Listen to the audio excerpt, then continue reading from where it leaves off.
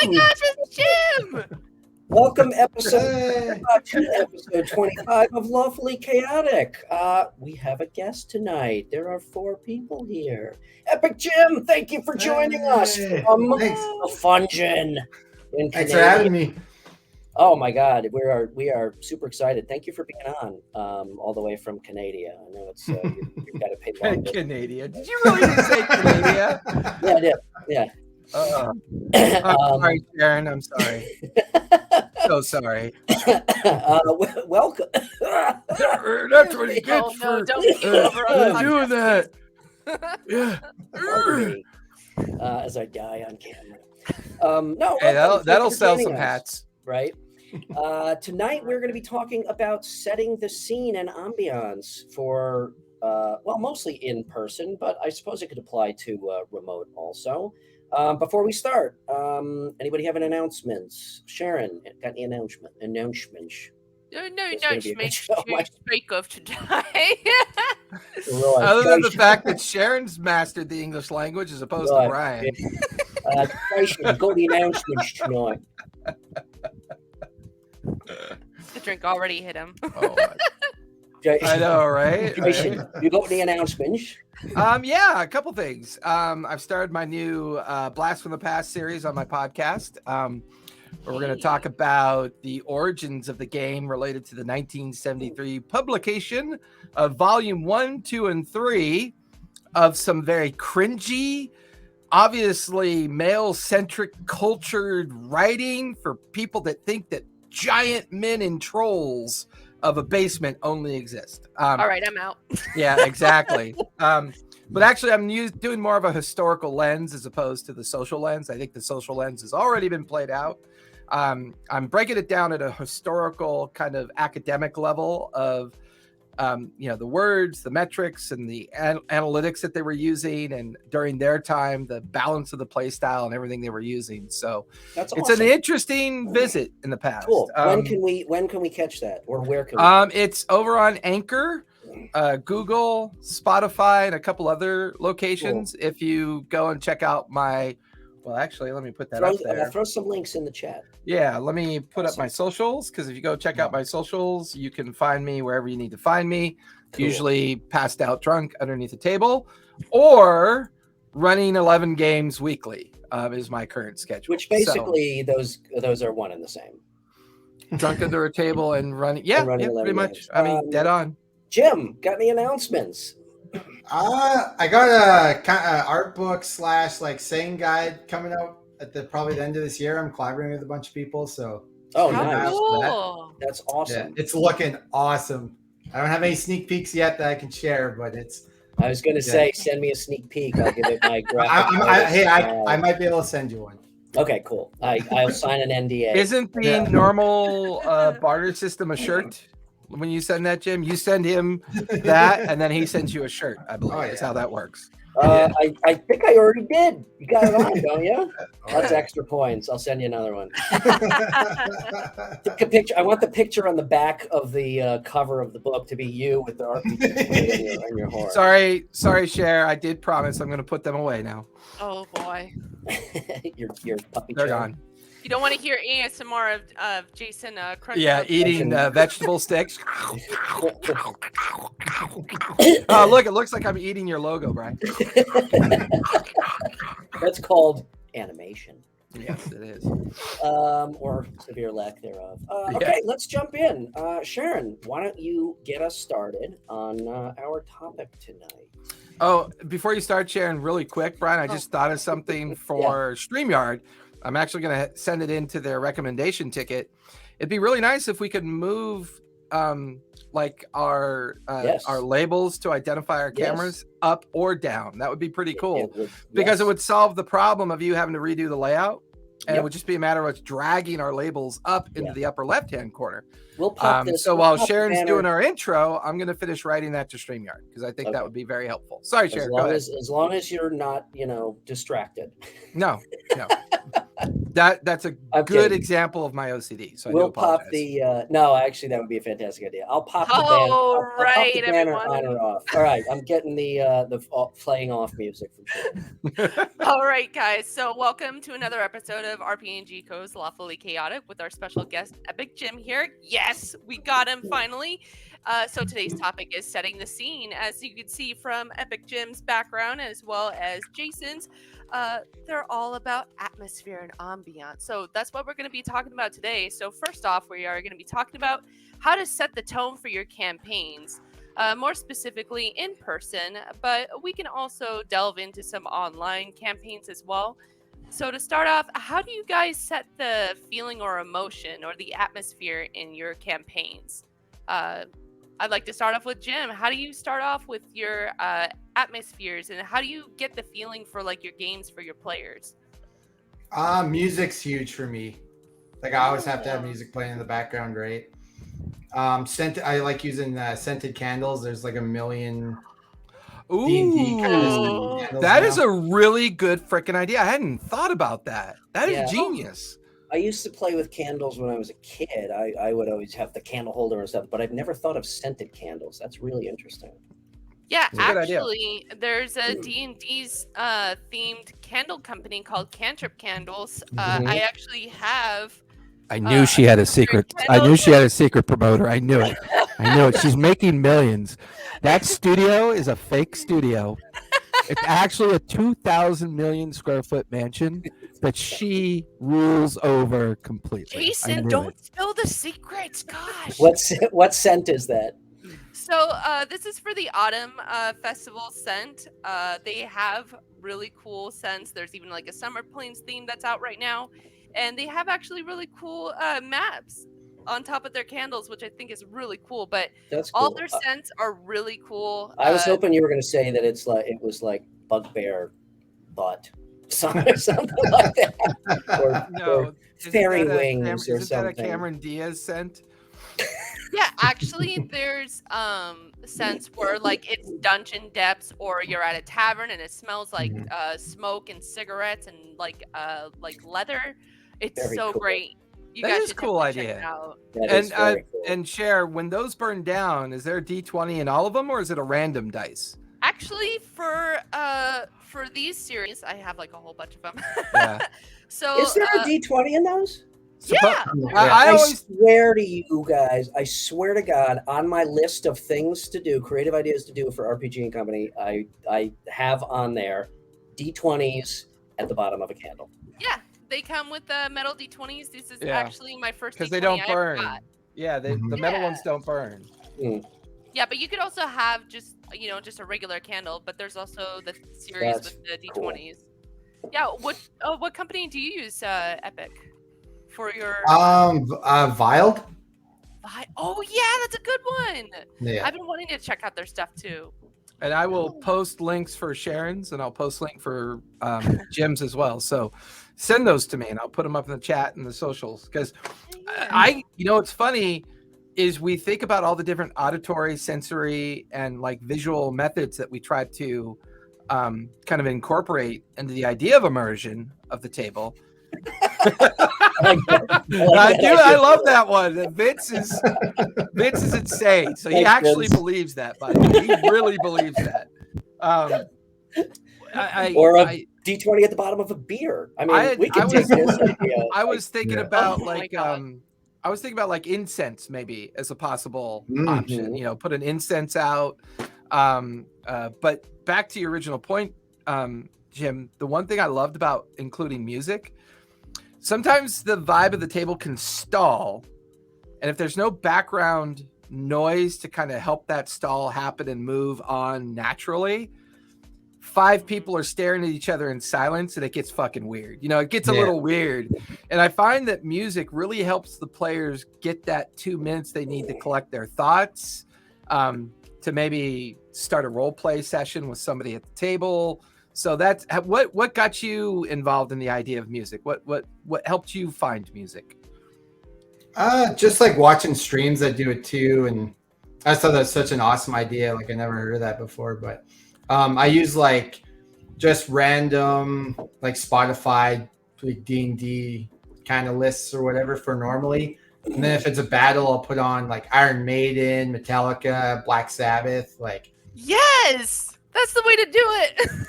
Run for Okay, well, so the this begs the question. hills. This begs the question, Sharon. I think you know where I'm going with this, so I'll let you present the question. What's the question that you were going to ask, Brian? Hey, Sharon. Okay, Sharon, roll for insight. One song. What's the one song that is everybody's go-to? Everyone's go-to. You want me to start? Yeah, go for it. All right. Start the ball. Roll the dice. Yeah. Oh, Led Zeppelin. You do realize that Sharon is a lot younger than you, Brian. I don't. That's fine. That doesn't mean I don't listen to Led Zeppelin. Come on, guys. Well, that's not actually my point about you, Sharon. It's more of a Brian point, but very cool. Got to be immigrant song. For me. So Vince, at the beginning of our Debtor's Gambit campaign sessions, he would play Cher every time, and it would be we'd roll into the chat and we'd roll in to play the game, and he's got Cher playing in the background. Believe, I fucking love that. That's hilarious. He's not lying. That's awesome. I think mine is immigrant song as evidenced in its usage in Thor Ragnarok. That seems fun. That's awesome. Yeah. So cool. Okay, So cool. Somebody else. Well, all right. I'll send you the link. But basically, like I was thinking for like music in general in D&D, it's like the ambiance for like the campaign or just the scene in general. And you want to have like your players like I guess feel engaged in what's going on. And the one that I'm about to send you guys, I think is like a perfect example of it. Hopefully you guys agree too. All right. Yeah, that immigrant song for me is obviously for like for a combat. Okay, here we go. Oops, hold on. was she sending us? I knew it. She is sending us a virus that's going to corrupt our computers. Exactly. You play a Verizon commercial? You play a Verizon commercial? That's odd. amazing. I mean, you gotta put an act somewhere. Oh yeah. Welcome to the arena. I like that one. I know that one. It's a good one. Oh, nice. Yeah, Very it's nice. a good one. Yeah, for general ambiance, I usually throw on like Conan soundtrack or Lord of the Rings. Yeah, I mean all the usual stuff. Although I have used before, depending on the campaign, like kind of Cthulhu-esque chant music, like really. All right, somebody else. Feels like you missed your chance to Rick. Oh shit, that's right. I know. Fatal plays in our Sunday campaign, and hopefully Keen will pop on because she plays in our Sunday campaign as well. She always has. She has a lot of good insights because that would have, Rick asked, that would have made the show. Actually, we would have just mic dropped right there. God, I wish I would have thought of that. So true. All right, Jim, true. what's your track? What's your song? I'd say the track probably "Fear of the Dark," Iron Maiden. Ooh, that's awesome. Yeah, it's a so good do your one. players like sing along when they're in trouble? Like, like fear the oh no. Yeah. See, this is how you know Sharon's a proper nerd. Not only does she know it, but she's already thinking about how to use it. They're just like torn, like, I love this song, but I'm terrified now. So I've got to look up this is horrible for me to have to say it, but one of my favorite Swedish rock groups is usually who has my go-to. Dancing Queen. Did you see that scene in Ragnarok recut to Dancing Queen? It worked just as well. It was mind blowing. Oh, wow. Yeah, look it up on YouTube. It's the same scene that they did Immigrant Song with Thor flying in, and it's to Dancing Queen. And cool.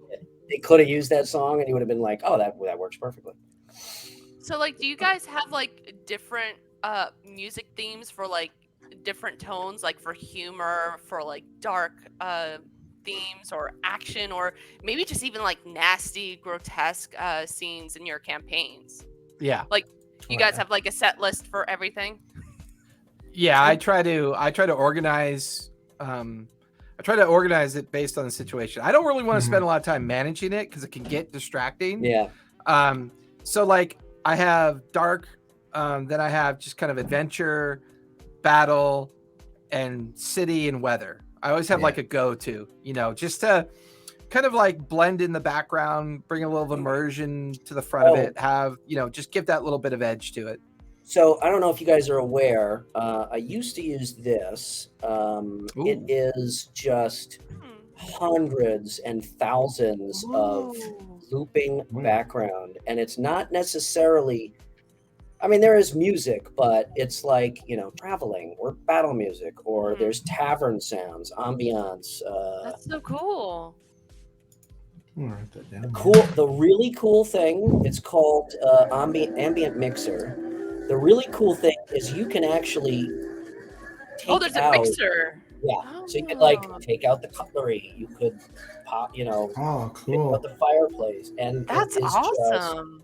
So there's like there's a dungeon, and they break it down. There's a dripping water. There's a wailing wind, and it's just, I mean, it's pretty fucking amazing actually. And I honestly forgot why I stopped using it. I think it was when I was still fiddling around with figuring out how best to do Zoom and whatnot. I haven't even tried it through StreamYard. I may look back into it, but kind of pursuing to your question, Sharon. Like I generally do not a mood like humor or dark. I generally do the setting. So I do like mainly when you're traveling, when you're in a city or an inn, and when you're in combat.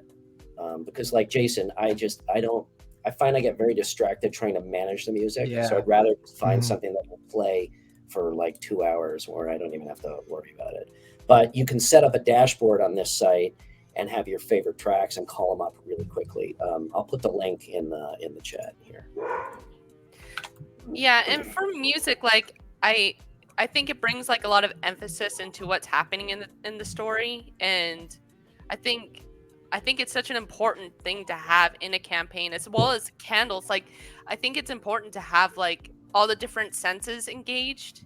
Man, having a sense is just another thing to have on the table. And then like, I think I even heard some DMs even use like they actually bring rocks to the table or dirt or sand. And I think that's so cool. Oh, wow. For the tactile, for people that might be more tactile, because that's a good point, Cher, because if you're at the table, right, and let's say the DM is using sampling of tactileness, maybe you've got some folks that are maybe suffering from a condition where, whether it's autism or ADHD or ADD, and maybe they're having some problems with the immersion. If you can smell a musky smell, and then like you hear the sounds of like an underground dungeon, and then the whole time you've got a handful of gravel in your hand, you're like, you're that's a good point. You're experiencing that kind of like immersion feel that you're trying to get to. Yeah, that's awesome. I'm gonna take that one level further. I'm gonna take that one level further, and like somebody takes acid damage, I'm gonna say, could you please place your hand in this bowl? You know what? Leave it to Brian to come up with that nonsense. I know. He's such a dick. Cast fireball. All right, put your hand over the flame. Put your hand in the fireplace. So on the setting tone aspect, Jim, when to that point, do you ever get like challenged players? Like how, like sometimes we can be spoiled, when we're running games, right? And we have these great players. Like Sharon's an amazing player. Her focus on detail, the immersion, she plays very well into it. Even to the point when I'm narrating a situation that she's in, she does such a good job of really feeling the immersion effect of it and the ambiance effect of it. But we all have that one player. We all have that one player. And when you recognize that one player, what are some of the tricks you use for that to solve that immersion problem? Trying to think. Like most of those problem players for me are just murder hobos. So I just got to throw combat at them. It's just this guy's here. I'm big on, I have to use minis for combat. I find people it makes them more immersed when they can actually see where everybody is and kind of what the terrain looks like, what the boss looks like. I find that's pretty big for that. So Very That's cool. awesome. Brian? And Oh, sorry. Go ahead, Chair. I'm sorry. And what do you use for like your setting for your terrain for your minis? Just like foam terrain that I made or bought, or I got a TV in the middle of my table, which I Really? can put like maps on that.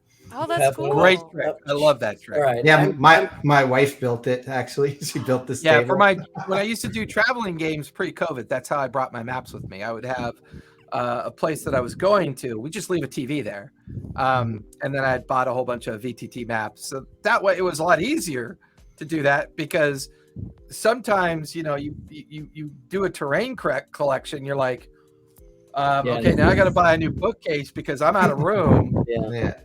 I'm to store definitely that coming. terrain. I'm definitely coming to Canada to play Awesome. in your room. Oh, okay. So I gotta bring it up. Can we talk about your room? Yeah, definitely. Well, we're on the immersive topic, so Fungin. yeah, talk about the room. Fungin. I mean, I've seen pictures. Hang on, I'm gonna. Do you ever use the beholder in your campaigns too? The one that's behind you? Here No, he but comes.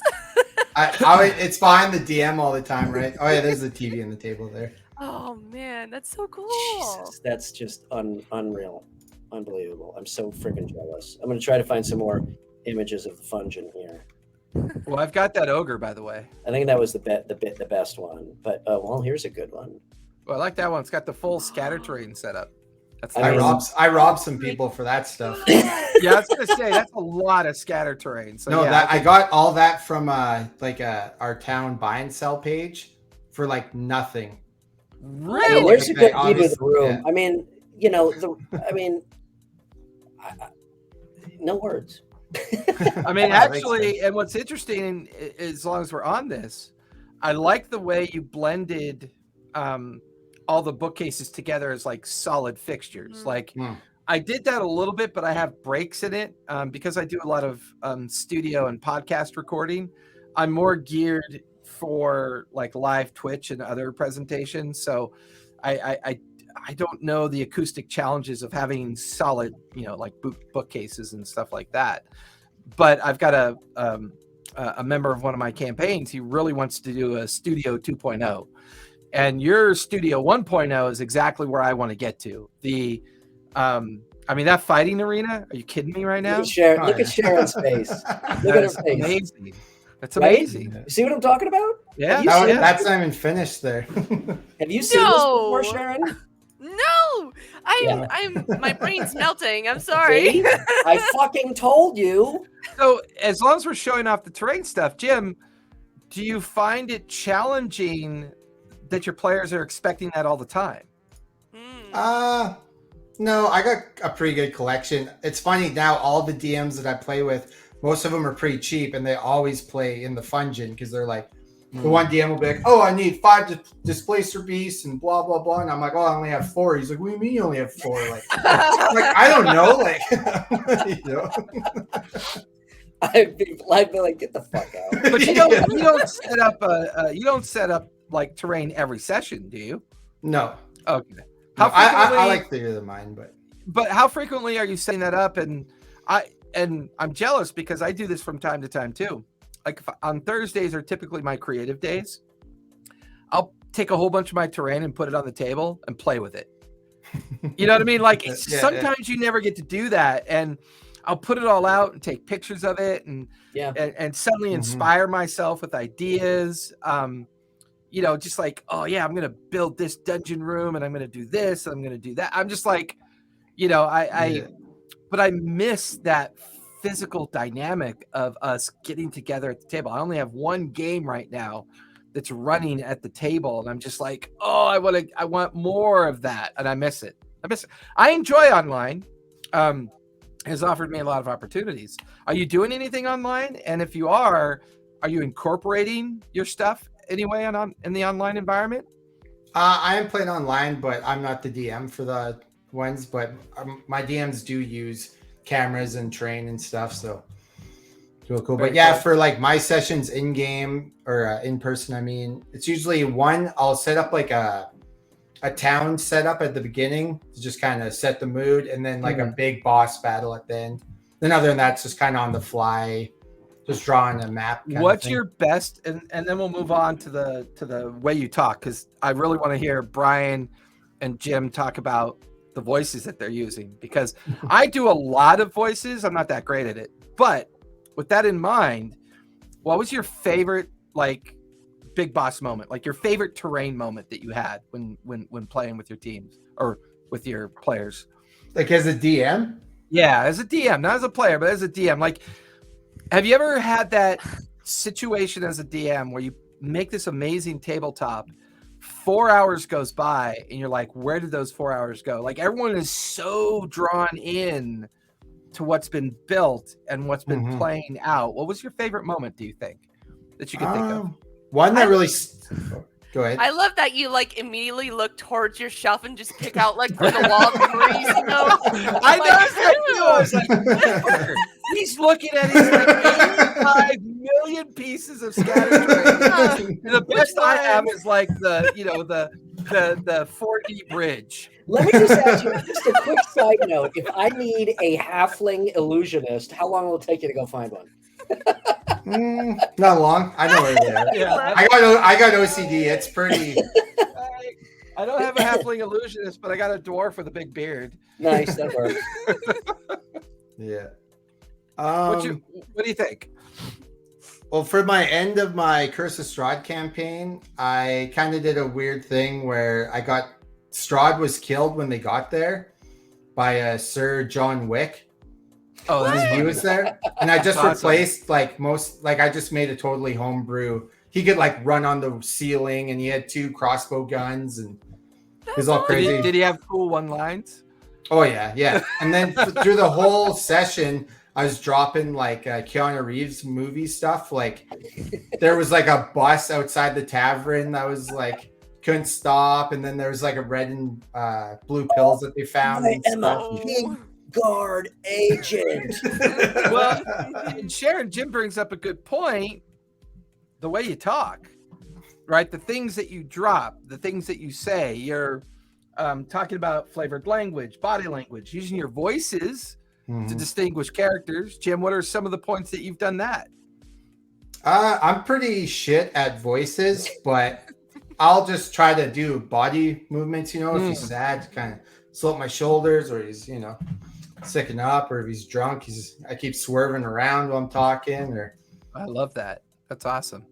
Sharon, let's hear your best English Mira. What was you had a voice that you used one time for us that me and Brian fell in love with.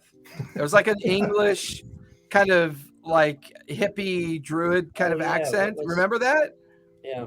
And see, she's like, damn it, the one good thing I did. I wanted you guys to forget that. Spotlight's on you, Sharon. Hello, my name's Pim. Yeah, there it is. There it is. I love that. it when Sharon does that voice. I'm hoping the next campaign I run and she's in, I want her to do that voice because I love that voice. And like when Brian, do your dwarf. I love your dwarf. All right. If you brought this up, so I'm going to run through some of my best because for me, that's probably my number one tool to set the scene is doing the voices for NPCs. So well, and to a point before you do yours, it's like Sharon's experimenting with it and finding her comfort level. Jim, like me, I'm not the greatest voice, enumerator by any stretch of the imagination, but I like how you kind of like glommed onto the body movement, the physical kind of inflections that you can do to kind of help the players get into it. And then we have Brian's dwarf. I kind of want to like just the different styles to me is the amazing part of that. But go ahead, Brian, do your dwarf. There are definitely tropes, like every dwarf is a Scottish bastard with a bad attitude. I mean, it's just natural. So it just comes right to Boy, every god in every city. I mean, we just got this weird English accent, We just stand around with a spear. Now my town's guard, we all sound like English bastards, Right. Right, so my fallback, I mean, everybody goes to the English accent for, town's got, oi, what are you doing there? Come on, I've got to take you Oi, into the dungeon. empty out your pockets. Your pockets, not your bag of holding. Your fucking pockets. I find also that I will do certain accents to, to kind of set the tone a little. I had these these three dwarves that people kept running into in the city. Like one was the gatesman, one was the innkeeper, one was here, and they were brothers. And they all sounded exactly alike. Oh my Yeah, and they were all Australian, right? And they were like totally cheery and like, oh yeah, I could put you up for the night. It'll cost you $1 gold, no problem. We'll take your horses and everything. And then there was one that I wanted to inject a little, also a little bit of humor. And so he was, he was the burgermeister of a small town, yeah, and everybody came in, and he was like, well, we don't need your help. We stop nosing around. You're not supposed to be here, and we can deal with our own problems. So please, you're welcome to stay the night. But after that, you're blocking my driveway. Move on. Get off my grass. So that's always been a thing for me. Is accents. I mean, I can do a shit ton of accents, and I love doing them. So that's my Vince that's wants my to hear big your tool. best Asian accent. Oh no, guys. Okay, No. Vince asked. No. Since Vince asked, I Scots are will do okay it. with this. So I'm not sure. everybody needs to know. Vince asked me. I'm to do gonna an Asian pull accent. me and Sharon out of this one. So do you? Sharon, that was a safety check. Here's where That we was just a pissed safety off check. Everybody. Now, do you want a Japanese or do you want a Chinese? Oh no. No. Because Japanese very, very different. It's about chop like this, and I'm not making fun. Okay. That is your worst fucking voice ever. Well, It sounds like a Scot. Like some of them are very cartoonish. Okay, they're not as real. So I want to put that caveat out there. Vietnamese, maybe this could be Vietnamese. I don't know. And I want to say that I love other cultures, and I don't do this to make fun of anyone. So please, and what's so funny because what's so funny is because I got a question for those you, are Sharon, two of my more shitty ones. But I got a question for Sharon when it comes down to voices. Have you ever felt comfortable enough yet to kind of like your Pim voice is amazing. I love that voice. And I'm really hoping the next campaign you play, you roll with that. Are you beginning to feel a little bit more comfortable with maybe the voice in the role play aspect now that you've been in a game for almost a year? I'm offended for you. Yeah, and Jim's gonna have every fucking reason to be. I'll tell you what, just so that we're fair and we're making fun of everybody, I'll do my old Jewish guy. I had a guy who was a little halfling and he was a tailor and he was a Jewish. Like, can I make you a suit? I don't know. Well, but wait, I want to move on. Guys, I did not encourage this. Yeah, I want to move on to that voice because that actually brings up a really interesting point related to what Matthew's been doing lately with some of his voice experimentation that he's been doing. But Sharon, as a player, like you're surrounded by 3 DMs. I mean, I rarely get to play.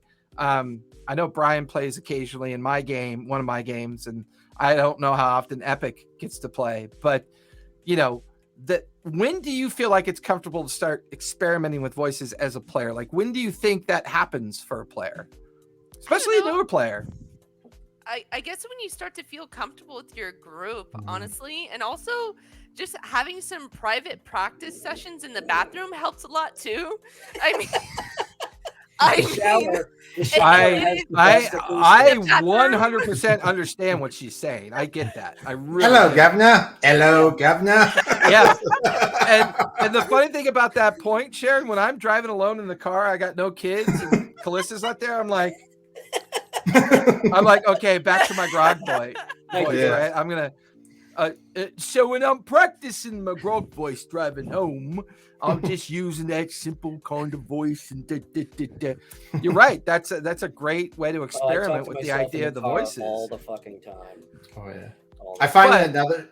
Go ahead, Epic. Sorry. Oh, I was just gonna say another good thing I like to do for voices is think about people that used to know that had weird little things that they would do, right? Like there's this one guy he was always at parties when we were in high school, and he'd always go, "Believe it or not." So like I've used that guy a few times. He'd always brush his hair because he had long hair, It'd be A lot weird of my if- furbogs will do that. All my furbogs yeah. are hippies. All my furbogs are burnout, doped up hippies. Absolutely agree with that. Oh, I also had an Irish bard with a bad fucking attitude one time. He was a lot of fun to play because he fucking pissed everyone off me. Like, I'm just saying, if you buy the dagger before you buy the sword, you're probably not going to do as well when you go up against the bad guys in the Sharon's working on her dungeon, man. resignation letter. I mean, What do I say? Jason brought this shit up. I didn't. but more I will say, importantly, in all seriousness, I Go will ahead. say, I use the voices specifically for NPCs because I find that oh, and what's the acronym for NPC, Brian?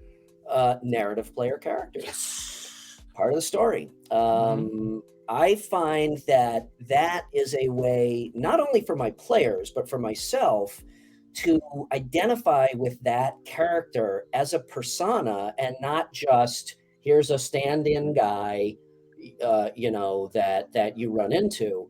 And what I've started doing over the past number of months is, even though there are planned NPCs that are integral to the story, and then there's like you go into a magic shop and there's old gnomish woman, can I help you, lads? Yeah. And what I found is I've been writing down these personas, the name and the accent and the demeanor. Good and idea. It's funny because they become, it's like it's like Pumat, Pumat Soul. or what's his name? Gilmore. Yeah. They really become. I think NPCs are an integral part of the storytelling. And that is how the characters, not the players necessarily, but that's how the characters. Well, and Sharon, what has been one of your favorite NPCs so far? Because you've had a lot of interesting ones kind of pop up in your campaign. Yes, 100%. Improv ones also are ones that are the best. Yeah. Yeah, well, and the thing is too, to go back to like the voices and creating characters for your stories, like I noticed that like when you create characters, you're creating it to fit that like setting for the story. So like for Mira, she's like a very calm and kind of like a diplomatic, friendly person, and for this campaign, for the graying lens, it fits for her. And like for Pim, it was for a lighthearted one shot that's in the Feywild. And I also I had another character whose name was Kiros Cabernet, and she was wait. Whoa, voice now. I demand it. I want to hear it. What was the name? Hello. Hold on. Kiros Cabernet. I love it. Oh my God, that's awesome. That is amazing. Yep. I have to work on it, but she's like a darker character, so I would think she'd be perfect for like Strahd or like I don't know, other dark D&D campaigns. Holla chat.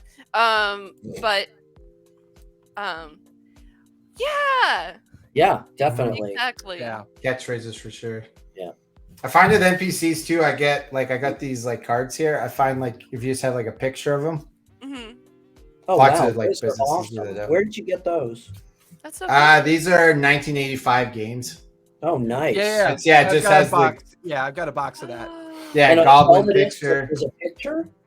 Well, and then on the back it's like personality, quirk, flaw. What? Oh, okay. So it's just a very succinct. I love that. I'm gonna so pick up that card and it's good to go. It's like, I mean, eventually we need to do like we'll get together again and we'll talk about adaptation, right? We'll talk about the challenges of adaptation because that really I think sets the scope for a subject matter that we can go after in one of our future sessions or episodes. But the thing I love about that epic, sometimes you're so busy managing a game.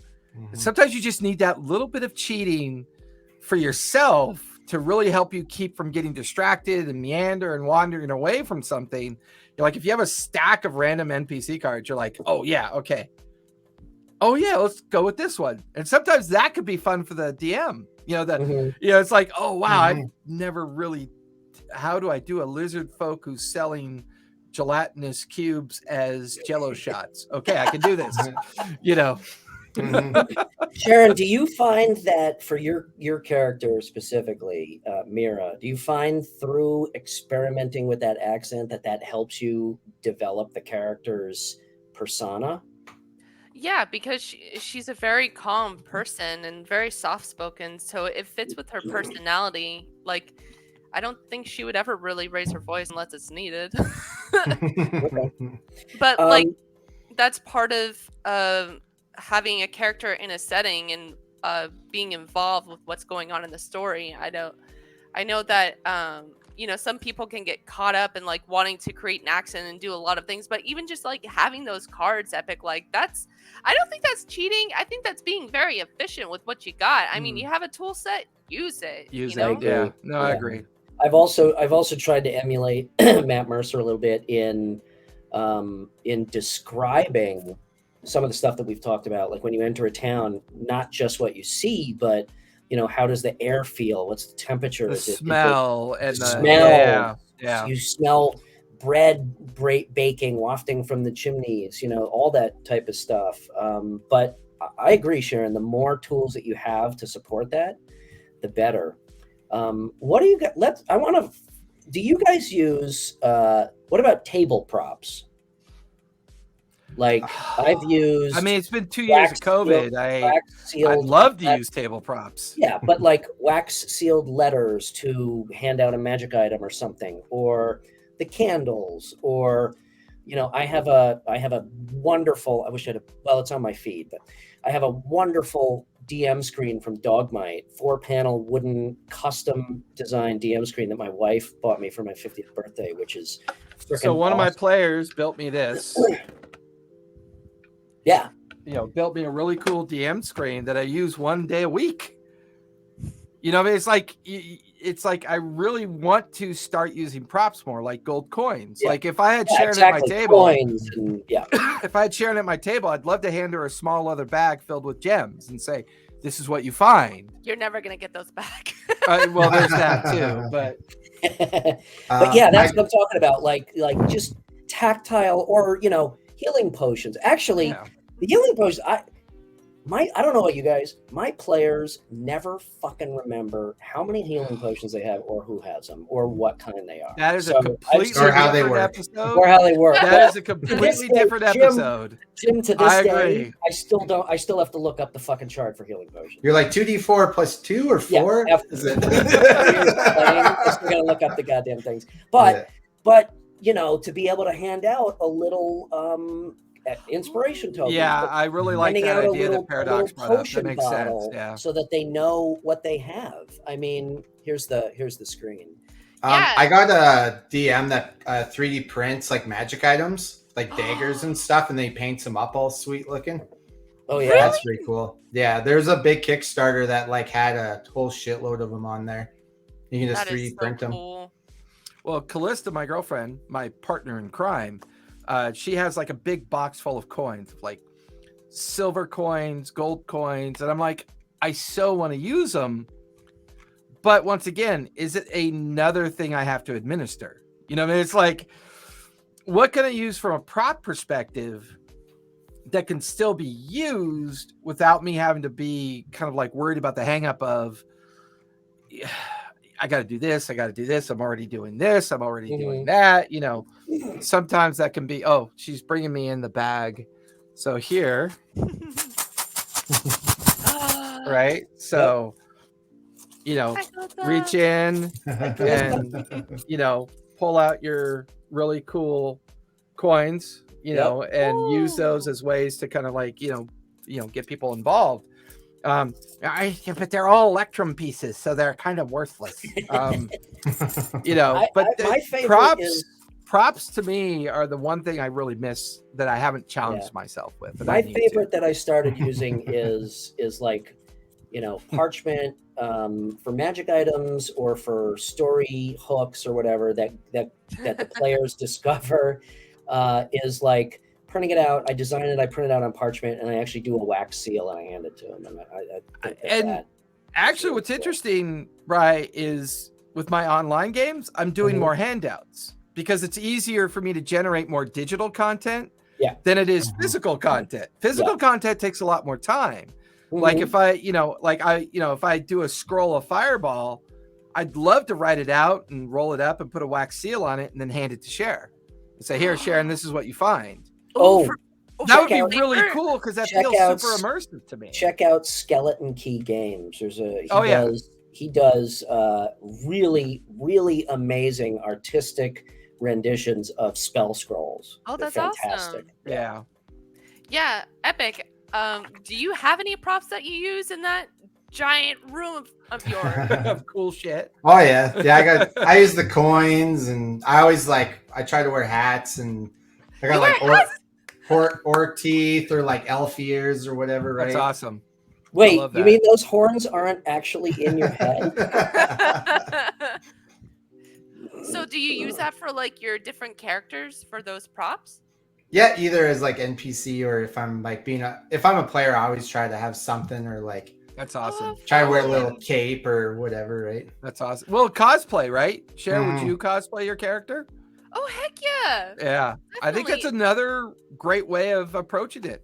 Dress up like your character and have fun with it. I think that's a great idea. And you don't have to go nuts, right? You can just put on elf ears if you're an elf, right? So then every time one of your friends looks at you, they're like, "Oh yeah, Jim's an elf because he's got those big ears." Oh my god! So in our Saturday game, Grain Lands, Cher and Forget have these little crocheted bees, because where are my bees? So it's like.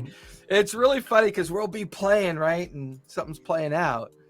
And then Barrybot and Forget start laughing. And then they giggle and laugh and they giggle. And I love the fact that you can build a table where people feel comfortable enough that they're in a space that they can do that. And the whole table will appreciate it. And I think that's where all the immersion stuff really kicks in. The DM willing to do the voices, or the hats, do the body inflection, the player willing to begin to experiment with that activity, or the DM recognizing that even modern voices have a role at a game. And I think all of those things combined really creates that kind of confidence at the table that as we all experiment at the same time, we're doing things that we used to feel uncomfortable doing. And then suddenly we're comfortable doing. And that's that level of confidence that D&D brings you, or other types of games will bring you. It's like, you may be a natural introvert. You may be terrified of speaking in front of a lot of people. But suddenly at a table of either strangers, friends, or family, you're experimenting with that confidence. You're bringing out that voice that you want to create. You've got your elf ears on in your cloak, or you've got that really cool druid staff, that you built yourself, and I guess the one thing I'm waiting for Jet to crochet for you, Cher, is what Erebus would look like. I kind of feel like Erebus should be like a crochet item, so that whenever you're role playing Erebus and the two of you are talking, you could pull that out and have it next to you while you role play that out. I mean, yeah, you could just be the bee. What do you think? I absolutely love that. Let's go to dice, because I know we have a lot of dice goblins out there. Cher, you're a dice goblin. I know you're a dice goblin. I just Jim. Yeah. Oh, let's see. Let's go. Actually, I better get up and show you guys something for this. Then. Here it comes. I didn't get all mine together because I have so many. I have a feeling Jim is going to put me to shame, but I have probably got somewhere in around. Oh, that's awesome! Bubblegum machine of dice. You are officially the dice goblin king. Dice it's goblin not all king. of them, but yeah, my mom just not got all of them. No, this isn't all of them. This whole shelf is dice. The back one, but yeah, this is all my these are the dice that I don't use. I think I counted. I have somewhere around 300 or 400 dice. I have 20. Which probably is not that For much. our listeners, Epic just came out with a gumball machine that is filled with dice, and he has extra sets sitting behind him on a shelf as well. That's freaking so I'm not a dice goblin by any stretch of the imagination. I don't have the addiction. It doesn't really make much of a difference. I mean, literally. However, Callista is a dice goblin. So she's gonna bring me over her dice so I can pretend I'm a dice goblin for like 2 minutes. So here is her big dice bag right there. Oh, Here is her gelatinous cube of dice cool. Oh, I love that. right there. That's awesome. This is her. Oh my gosh, Calista. That's awesome. Yeah. Now these dice, are these the ones I got you at? Oh, the stone dice. Is that from there? UR Wizards? Okay. These are labradite. Is that So from these- UR Wizards?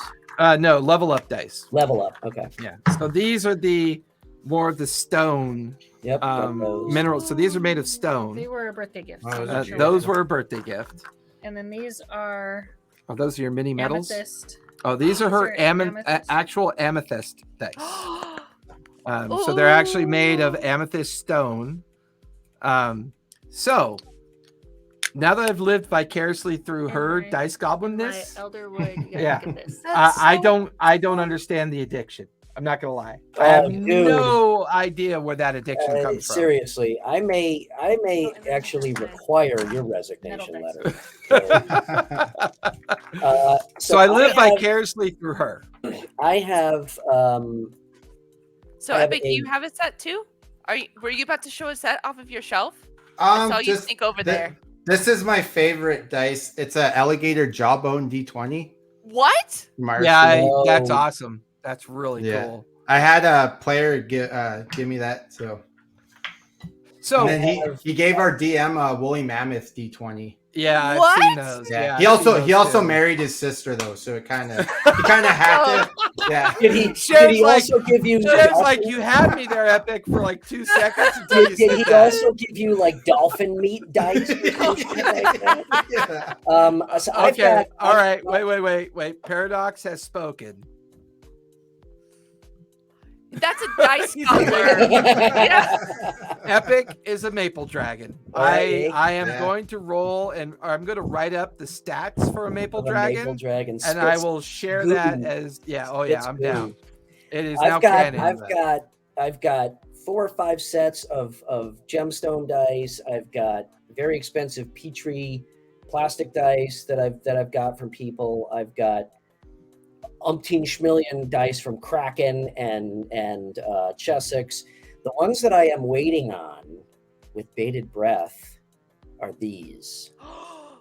They are- Oh, the lit pixel up dice. LED dice, and Yeah. you can control like if you get a critical hit, the 20 flashes. You can have sound play. You can upload any sounds you want for any rolls. They are completely customizable, and I am anxiously awaiting these. These will be So on the that crown note, jewel. Bri, Jim, have you experimented with the control over your lighting yet? Have you done anything with that? Yeah, like I have dimming- dimmers in here. Yeah. Okay. Ooh. And then that's about it though. I don't know. Yeah. So Oh my if you God. roll a 1, will it be like a Rickroll? You A can Rickroll. you can upload that and it will play that. Yeah. So you can have like if you roll a 20, if you roll a 1, wah, wah. I mean, they're completely customizable through a companion app. So- these things are so So to help everyone understand how far dice have come, I remember my first set of dice in the red box. It came with a crayon, so you had to take the crayon and fill in the number because otherwise you wouldn't be able to read the number. oh my god, yeah, I remember those. Yeah. And it was so weird, and I never really understood why people used a crayon. I used liquid paper. So a long time ago, when typewriters were the only way that we could send messages to each other, this was right after pens and pencils. We would type Sharon, what about things you? out. Are you I mean- dice? Oh, she's a total dice goblin. Are you kidding me? Well, okay. So I just ordered. Okay, hold on. I want to show it off really quick. I just ordered it, and it's a druid dice, and I think it's perfect for me, right? She's so excited she destroyed her internet. Hold on. You guys, keep talking. I'm gonna hunt for the dice. All right. Yeah, I'm at the point now where I don't like look for dice. Mm. Like Dice you only look for need you? so many. Well, you just get so many. Like you have your nice sets, and then after Yes. that, it's kind of. Yeah. I mean, reached the rest that is just point, too, filler. where- The yeah. closest I get to a dice set that I think is a collector set is my Rick and Morty Neon Green. Oh yeah. And I had bought the Rick and Morty set because I was like doing a review of it and like I ran a couple games with it. And I'm a Rick and Morty fan. I mean, you can't see all my Rick and Morty art because it's just, just me, but I just like the toxic green, the portal green. It looked cool and came with the set and seemed like a good thing. I wish my current favorite set is a set. I did a branding refresh for a guy, Witch Doctor Dice, and he does awesome Petri sets, which is that it's a clear resin and then it like different ink colors drip down. Ooh, cool. It's really. I wish I had a. Maybe it's on my feed, but it's currently my favorite set. But I gotta ask you guys: is the dice lucky or the person? It's for the dice. Sharon, you got to pop in on that one because here it is. I don't know if there you go. Yeah. The Witch Doctor. That's the Witch those are Doctor one, beautiful. right? Yeah. Those are my favorites right now. Yeah. Even more so than the gem dice that I have. I want to hear Sharon's point on that because I think as a player, I got to be brutal. As a player, dice means so much more than a DM. I that's my personal opinion, I guess, but like the passion in a lot of my players' faces and their voice, like when they roll really bad or roll really good. Yeah. Like I don't roll and go, oh fuck yeah, my monster just took off your fucking head. Like I don't do that, right? I do. Well, but you're weird. But like when Sharon rolls a natural 20, she go, yes, natural 20. She'll throw up her arms, she'll do the Sharon dance, and it like I don't know. It's like it's so different. It's Oh wow, those are awesome. Yeah. Those are pretty. Those are pretty. And she's actually from our Discord community, so I always order dice from her. She has some really great ones. That's my next chunky. Those are awesome. No, that's awesome. And this is let's put that in the chat too for people because there's a lot of good links tonight. We obviously know what we all like most about the game is true. But Sharon, when you get a natural 20, was that on you or is that the dice? It's a good question. A really good question. Or if you roll one, is that on the dice or on you? If I roll once, I blame D&D Beyond. But if I roll a 20, I fucking hate digital 20, dice. that's on me. I hate them. Unless I've got like a 6-level fireball with 12 dice and it's just too much hassle. I hate digital dice. I will say one thing. If you're a newer player and you're still getting used to the construct of your character sheet and the math is still challenging. Absolutely. I'm the talking digital dice integrated into whatever character sheet you're using. Because I know there's different apps out there and different things that people are using for their dice / character experience. But I really love that question. Is it, are the dice lucky or is the player lucky? I mean, that's a really good question. I do not have lucky or unlucky dice. I have found that I have lucky or unlucky nights. There are nights that I roll nothing but single-digit numbers, and there are nights that I roll. I can't tell you how many 20s I roll. So, so it's the person for you. Oh yeah, I think it's the person. Yeah, I think that's fair. Yeah. Wormwood somebody makes a set of dice that balances out. It's got like 4 20s, 4 1s, and then it kind of squeezes into the middle so that what it does is it facilitates more critical hits and misses, but it's still the same odds. I haven't used them, but it's an interesting idea. You guys want to see my really cool D6s? I got really cool D6s for you. What do you think, Epic? Do you think that you have some favorite dice that have won in your favor, or do you think it's all in the magic touch? Player's lucky. It's easily, yeah. There you go. Oh my God. Those are freaking awesome. You throw those at your players? Roll for damage. Yeah, exactly. You take 2 D6. Callista gave me those. I don't know where she found them. She's like, "Do you want these?" I'm like, "I'm not a dice goblin. Those are pretty freaking cool." So yeah, you kind of sound like a dice goblin. No, He's a dice. You no. sound like a dice goblin wannabe. Yeah. You know what I say to that, Bri?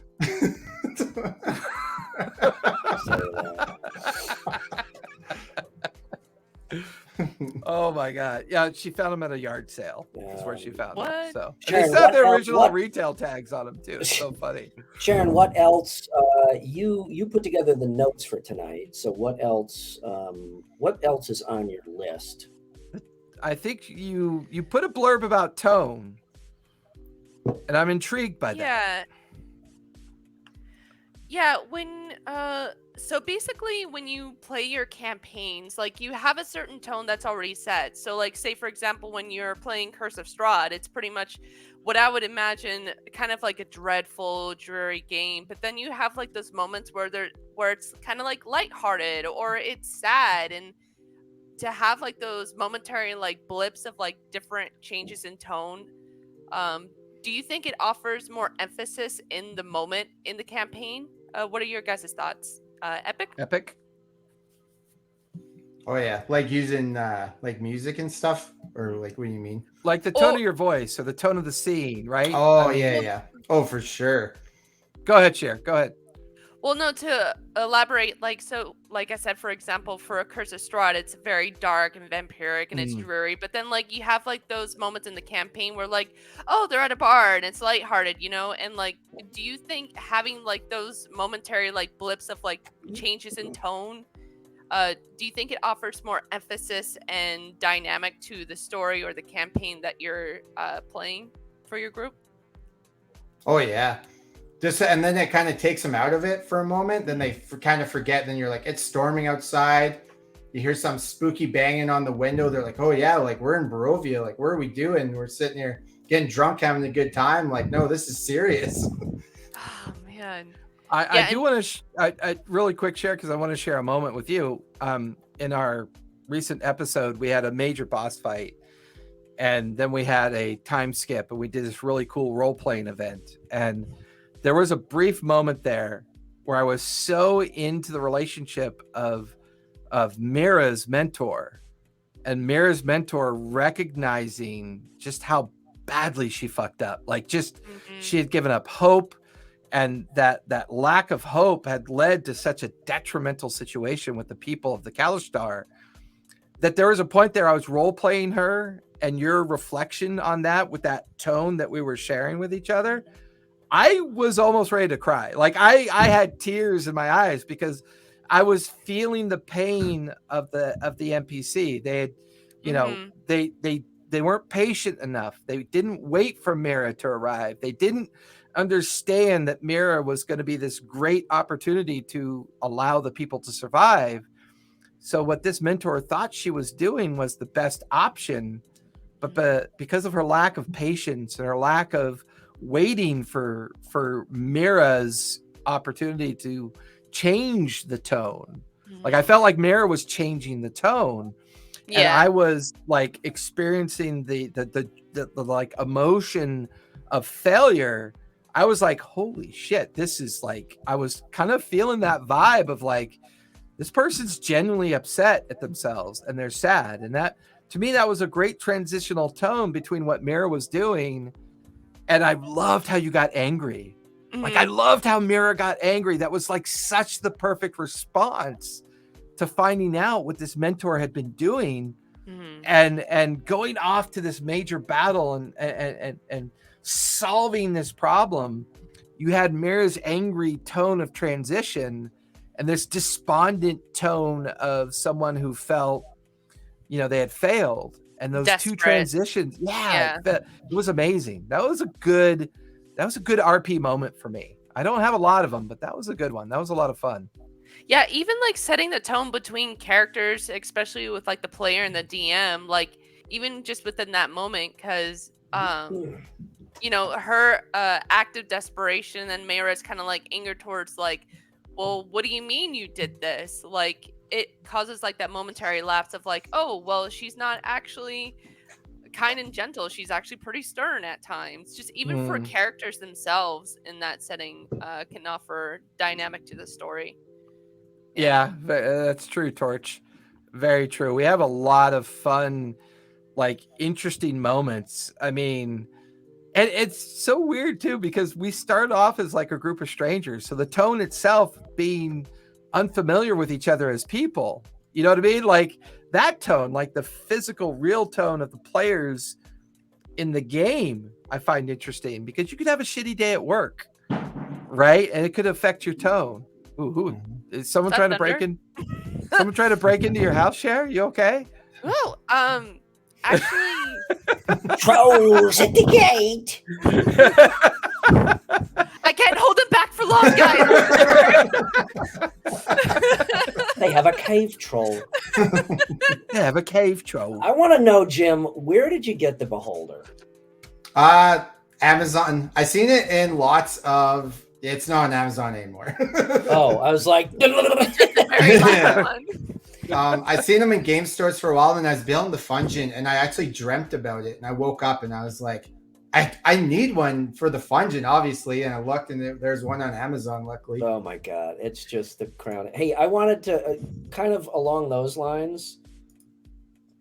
We got to take a look at this. Oh, man. that's Joe's room, right? Yeah. Yeah. There it is. Yep. There it is. Yeah, that's like our compliments Fungin. Yeah. Well, whenever I think of like the D&D room that I want to play in, honest to God, Joe Manganiello's is first because come on, yours is second. And knowing that I will never play in Joe Manganiello's room, I'm always like, I got to go to Canada. Yeah, I guess he'll just settle for yours, Epic. I'll settle for yours. So- You know, with only your 4 displacer beasts. To that point that you just brought up, Bri, and I want to thank Cher for teaching me how to actually pronounce his name because I've been doing it wrong for a very long time because I'm horrible with names. But and I'm going to start with Cher, and then we'll go counterclockwise. Sharon, what's your dream game room? Like, what's your dream game room to play in? Do you mean an existing one or like if No, you it doesn't could- matter. It doesn't matter. Just Okay. if you had unlimited budget and you wanted to come up with a dream game room that a group of players can meet and play in, what would it look like to you?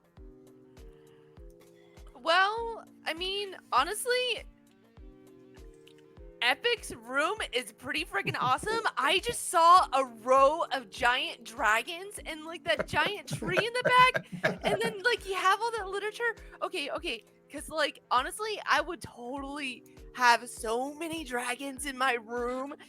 And- So you I'll think have- like a dragon game room would be like your main? Like, Yes, yeah. There you go. I want to have a dragon chomping my head, just like how he has a beholder chomping his. That is a lot of dragons. Okay, I'll have like prop swords. I'll have candles and I don't know. I mean, the You possibilities just are exploded endless. Sharon's head, Jason. Yeah. Yeah. Well, So Epic, other than your perfect Fungin, if you had an unlimited kind of like budgetary approach to something you'd like to build, what would be your build? What would be your ultimate game room? Well, plans for Fungin 2.0 because this isn't our forever home, so this is the trial run Fungin. Oh yeah, then the last home. that's so cool. My Nice. favorite. That's my Yeah, favorite piece. Sean built that Arnord maze, Really? That's my Yeah. favorite piece. and of he just built one for Joe Manganiello because he saw mine and wanted one. No shit. What a Yeah, that's copycat. awesome. That's what I mean. It's his Fungin's kind of the ripoff one. So, Oh, right? but I think having like some windows where you could look out into some wilderness would be pretty nice. Because we get trees in the background, and I always wanted like a kitchen and bar kind of thing. Be pretty cool in here. Ooh, So you I'm have- gonna skip me and go right to Bri because I know Bri, we talk about this all the time. But Oh, what's your fantasy game room? So I love Manganiello's. I love the room itself, the vaulted arches and the brickwork. I think that's the perfect setting. Down some stairs so it feels kind of Dungeon. dungeon. Yeah. I would love a huge game table a la what you have with the TV screen in it. I would still probably mostly do terrain like you do, but use the screen for flowing water or maps that you have. Pursuant to your, windows looking outside, I would do TV screens that or you could change. where you can change, certainly colored lighting, and then just I don't think I would cosplay the room fully, meaning, making it actually look like it's in a castle or a dungeon. I would do that combined with just having all that swag that you have all over the fucking place. So for me, It'd kind of be a combination between Manganello's room and yours, to be quite honest. My ultimate dream gaming room is the Green Dragon Inn and Tavern from The Hobbit, from Hobbiton. I mean, I want to build a traditional kind of landscape-driven tavern where you come in, you pull your tankard.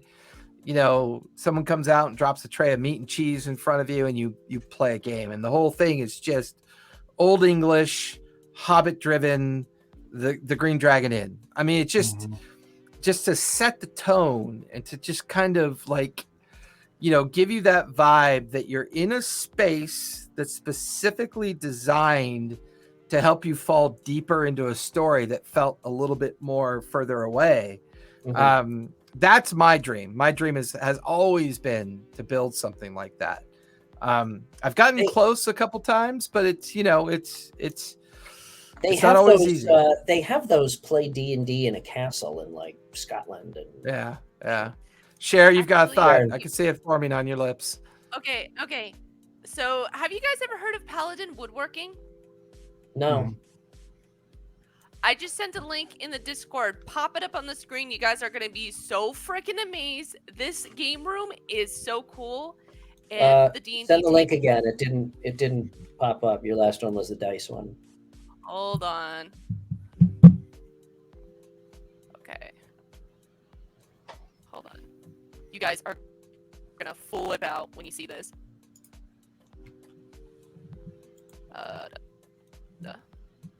I wonder where she sent that in Discord. I'm a little scared where that went. Wait, wrong one. To your financial advisor. Okay, hold on. I was like, why isn't it going? Okay, did you get it? I did. Sorry, Cheese, I sent it to you. Oh, yeah. That's yeah. I've seen that one. What the fuck? Yeah, I've seen that one. It's a cool Get one. the fuck out. Yeah, it's a good one. I like that one. It is so cool. It Oh my lights up. It God. can put terrain in the center. Oh, it's all Lord of the Rings theme. It's so awesome. Oh, Look at that. God. I do like the idea of having the round table too. Yeah. I think that brings up another good point that we didn't necessarily immediately come up with it in all this, but with all the shared media and everybody talking about their dream rooms and what everyone's liking, the table, the shape of the table, the size of the table, the idea of the physicality of the table. I mean, square, round, hexagon. Definitely. We've I think round or hexagon is the best. I think so too. Yeah. What do you think, Cher? For the table? Yeah, if you're going to sit at a table, what would feel comfortable to you? I guess rectangle, but doesn't Critical Role sort of have it like that too? No, theirs is more like a strangely shaped octagon. Yeah, it's a strange shape.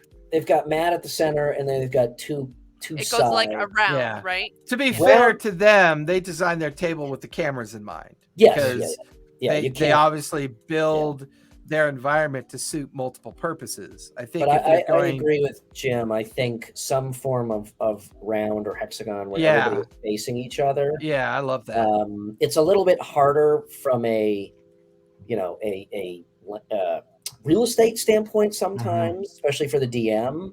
Yeah. But I really think that it makes for a better inclusive environment when Or everybody's Oh my like a God. long table would be cool too, because then like you could just splay out your terrain, and then everybody could just like walk around and look at it.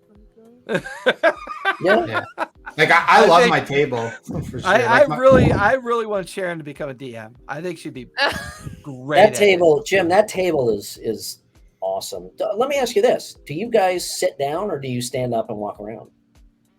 I mostly sit. Once in a while, we'll get up and just walk around, just because Yeah. we'll do like 12-hour sessions. So Yeah. you gotta get up and stretch your legs and. No, we do the same. We do like not 12. We do like 8 or 9. What? Are you people insane? Excuse Well, me, the group Jason. that no, not all of my game. This is just the group of my old high school buddies when we play, because we only get together like once every month and a half. So He'll be in a swivel chair. Yeah, around the gym. Excellent. Yeah. you next. And that problem player, you can just keep turning your chair. So. Right? So they're always behind you, and then they walk around. You turn your chair. Yeah. It's terrible. Just I'm terrible. watching you. Yeah. You should probably get the hint, bucko. Yeah. 100%. Oh my gosh. Well, I think Sharon, what We do you covered it all. I think anybody have anything else? I mean, I could go another 25 hours. Well, but- I know we could both Yeah. go another 25 hours, but Well, Jim, you just like blew my mind with like the 12-hour session. I think that's like the longest I've ever heard D&D. oh my god, when we were No. kids, that was every weekend. We would play from like 6 p.m. to like 5 in the morning. Yeah. Does anyone fall asleep? Like, do Fuck you no. guys? Of course. Of course they do. That's why you have black markers for when you fall asleep Oh my gosh. and you write Um, on them. Every year in November, we do a 24-hour D&D session. We'll stop for supper, like, so it's not technically 24 hours. It's more like 23, but yeah, every year. Okay, I'm making you a promise. If you'll have me, not this year, but maybe next or the year after, I'm going to come up to you for that 24-hour session. That would That'd be awesome. freaking That is amazing. nuts. That would Oh, be wait. amazing. So, like, if you guys do like a long rest, You actually have to sleep for 8 hours. Yeah. Yeah, I like to play D&D as realistically as possible. If you want to know that, you need to go upstairs and go to sleep for 8 hours and Yeah. come back when you're done. I mean, there was a time that we got together Friday after school.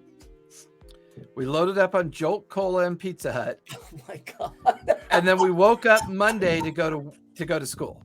So you'd start Friday night, you'd play till Monday morning.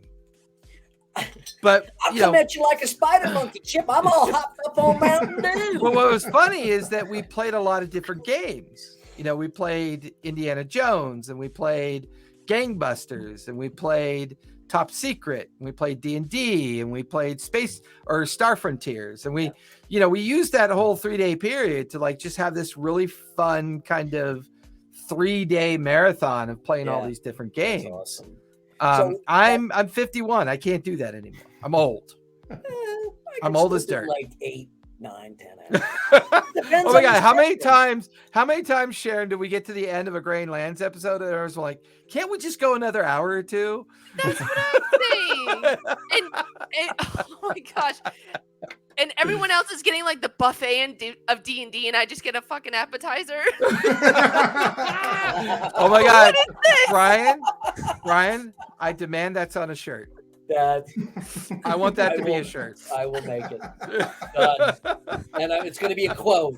I don't want no Very D&D hot. appetizer, and on the back, I want the buffet. Jim, that 24-hour session, is that like an extended one shot, or is that just a 24-hour session of an existing campaign?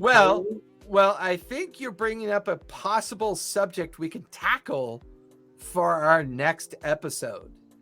Time management in your D&D game. I think or in your game in general. I that think is time that is management. very good. I think that's that's a really something- good That's subject something that I for another personally session. struggle with. So, Yeah. but Jim, so how does that 24-hour? So it's different every year. It's usually like 2 1-shots and then our like normal campaign. So Okay. by the Okay. afternoon, it's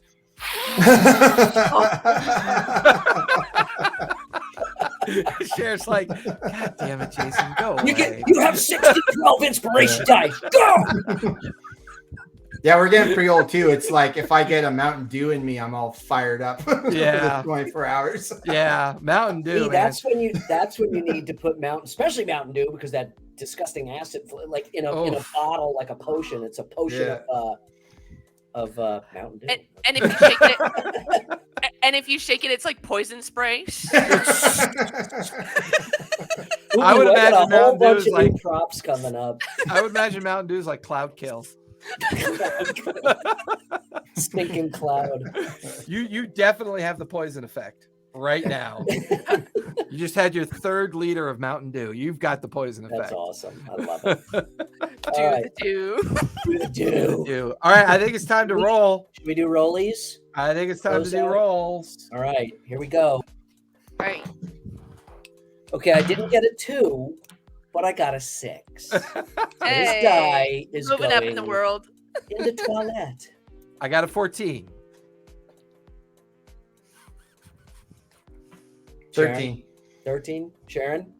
I got a 19. I God already damn did. it! She gets to do Maybe it again. No. You know That's what? No. 3 in a row. The dice. No! What was that about unlucky dice or I players? know, right? That's lucky. I know. Sharon's lucky. It's Yeah. not the dice. All right, check us Dude. out, Sharon. I rolled 2 20s. The That's last 2 she did. sessions. She's I know. not Yeah. I kidding. rolled a She 19. did. Wow. And this Saturday, she's gonna roll like 5 5s in a row. I know it. Don't jinx me. I'm serious. Roll us out. I'm already mad that we're only doing 3-hour sessions when we could have did it. Yeah, thanks for that, Jim. Well, Jim, one of the things we like to do around here when we thank people,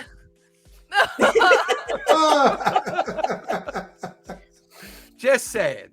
Just All say right, it. Sharon, take us Roll out. us out. all right. Thank you everybody so much for joining us on a new episode of RPG&Co's Lawfully Chaotic, with our special guest Epic Jim. You can always catch him at, where can we find you, Jim? At Epic Jim on Instagram. Yeah, and you get to see all the fabulous stuff that he has in his epic dungeon. And as always, thank you, Jason and Brian. Where can we find you guys at? You can find me at LinkedIn Tree. I'm on the Twitter space. I'm on the Instagram space, Discord. Everything you need to know about us, you can find in our LinkedIn.